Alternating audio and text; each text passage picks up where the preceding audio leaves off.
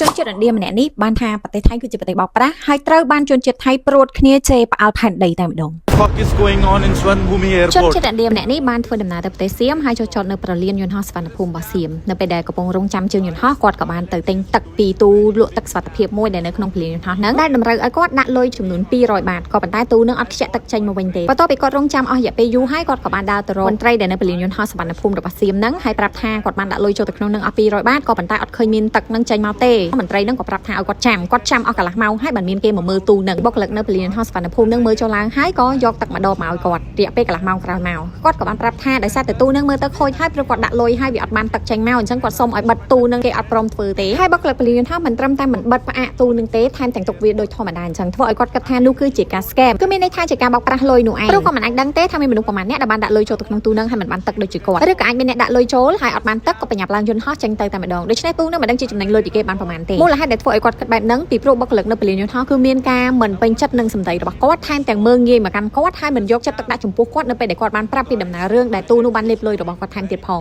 រឿងដែលគួរភ្ញាក់ផ្អើលឥឡូវនេះមិនមែនអត្ថន័យនៅក្នុងវីដេអូរបស់បរិសុទ្ធជនជាតិឥណ្ឌាដែលចោទថាប្រទេសសៀមគឺជា scammer នោះទេតែវាคล้ายទៅជាពិភពលោកចាប់អារម្មណ៍ថាជនជាតិសៀមព្រួតគ្នាមើលងាយជនជាតិឥណ្ឌាទៅវិញរឿងដែលគួរឲ្យចាប់អារម្មណ៍បំផុតនោះគឺជនជាតិសៀមបានព្រួតគ្នាមើលងាយជនជាតិឥណ្ឌាដោយប្រៀបធៀបពួកគេទៅនឹងជនជាតិអឺរ៉ុបក៏ដូចជាជនជាតិចិនមិនមែនគ្រាន់តែចូលតែ comment នៅក្នុងវីដេអូរបស់បរិសុទ្ធអ្នកនេះទេក៏ប៉ុន្តែមាន page ល្បីៗជាច្រើននៅក្នុងប្រទេសសៀមក៏ដូចជា influencer ដែលល្បីៗហើយគ្មានការចេះដឹងរបស់សៀមបាននាំគ្នាយកវីដេអូរបស់បរិសុទ្ធអ្នកនេះទៅផុសបន្តដោយការមើលងាយមើលថោកគេផងដែរតែ comment នឹងការផុសរបស់ជនជាតិថៃមួយចំនួនបានចោទសំណួរទៅកាន់ជនជាតិឥណ្ឌាថាប្រហែលជាមិនស្គាល់លុយ200បាតទេមើលទៅខ្លះទៀតបាន comment មើលងាយថាជនជាតិឥណ្ឌាប្រហែលជាអត់ស្គាល់ទេព្រោះភេសជ្ជៈតម្លៃប៉ុណ្ណឹងប្រហែលជាថ្លៃណាស់នៅប្រទេសឥណ្ឌាហើយអ្នកខ្លះទៀត comment ថាហ្នឹងហើយប្រហែលជាមកពីឥណ្ឌាហ្នឹងមានការបែងចែកវណ្ណៈអញ្ចឹងហើយបរិសុទ្ធម្នាក់ដែលមកលេងប្រទេសថៃនេះប្រហែលជាវណ្ណៈក្រីក្រហើយមើលទៅអត់ស្គាល់លុយប៉ុណ្ណឹងខណៈពេលដែលប្រទេសថៃបានប្រៀបធៀបខ្លួនឯងថាជាប្រទេសអ្នកមានក៏ប៉ុន្តែអត្តចរិតវិញគឺគ្មានភាពថ្លៃថ្នូរតទៅសោះបើប្រៀបធៀបប្រទេសថៃទៅនឹងប្រទេសឥណ្ឌាវិញគឺមាន GDP ខុសគ្នារហូតដល់ចង់1000ដងឯណោះប៉ុន្តែប្រទេសថៃបែរជាមើលងាយប្រទេសឥណ្ឌាហើយគិតថាប្រទេសឥណ្ឌាគឺអន់ជាងខ្លួនឯងទៅវិញឥឡូវនេះវីដេអូនិងព័ត៌មានមួយនេះកំពុងតែសាយភារីខ្លាំងមែនទែននៅក្នុងប៉ែកអឺរ៉ុបចិនព្រមទាំងឥណ្ឌាផងដែរ